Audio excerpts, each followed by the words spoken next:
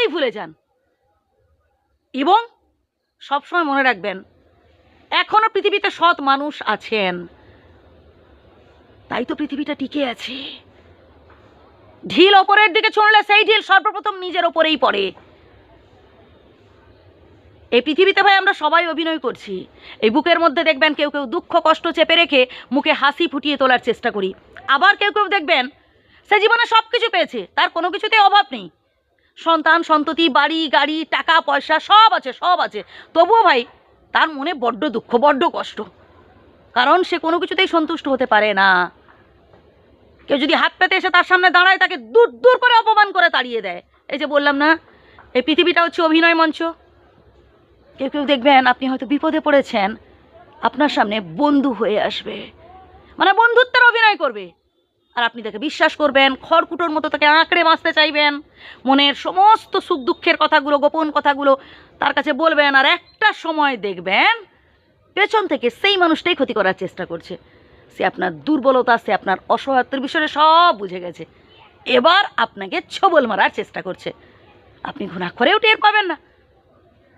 কেউ কেউ দেখবেন বিপদে পড়লে না ভাই, মানে আজ পর্যন্ত যারা আপনার শত্রু ছিল সব বদলে গেছে, সব পাল্টে গেছে, কিন্তু আপনাকে চিনে নিতে হবে যে সঠিক মানুষকে, পারফেক্ট মানুষটাকে আপনার জন্য।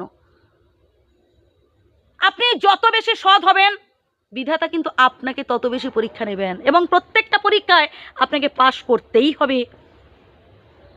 সফলতার পথটা ভাই এতটাও সহজ নয় যে আপনি হাত বাড়িয়ে দিলে পেয়ে যাবেন। স্ট্রাগল করতে হবে, এই লাইফটা হচ্ছে স্ট্রাগল করার জন্য, বুঝলেন?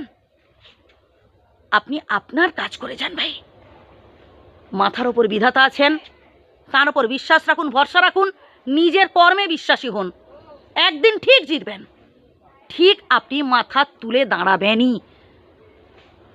তবে কখনো অন্যায়ের কাছে মাথা নত করবেন না। সব থেকে ভয়ঙ্কর মানুষ আমাদের জন্য কারা জানেন? যাদের সাথে আমরা এক বাড়িতে আছি, যাদের সাথে আমরা এক টেবিলে বসে আছি খাচ্ছি, তাদের মধ্যেই কেউ কেউ আমাদের জীবনে সব থেকে ভয়ঙ্কর মানুষ জানেন? একটু ঠান্ডা মাথায় ভাববেন কথাগুলো। যারা আমাদের শত্রু তাদের তো আমরা দুই চোখে দেখতে পাচ্ছি যে এই মানুষটা আমার শত্রু, তারা ডিরেক্টলি একদম সরাসরি আপনার সাথে হচ্ছে বিরোধিতা করবে, তারা সরাসরি আপনার বিপক্ষে কথা বলবে, আপনার ক্ষতি করার চেষ্টা করবে। কিন্তু যারা ভয়ঙ্কর মানুষ হয় না, তারা সরাসরি আসে না, তারা সামনাসামনি আসবে না, তারা আপনার সামনে প্রশংসা করবে আর পেছনে ক্ষতি করার চেষ্টা করবে। এদের থেকে সবসময় নিজেদেরকে একটু সচেতন রাখার চেষ্টা করবেন। আর এদের বিশ্বাস করবেনই বা কী করে? এক বাড়িতে আছেন, এক টেবিলে বসে খাচ্ছেন, অবিশ্বাস করার তো কিছুই নেই। কিন্তু এই যে বললাম না, যখন তখন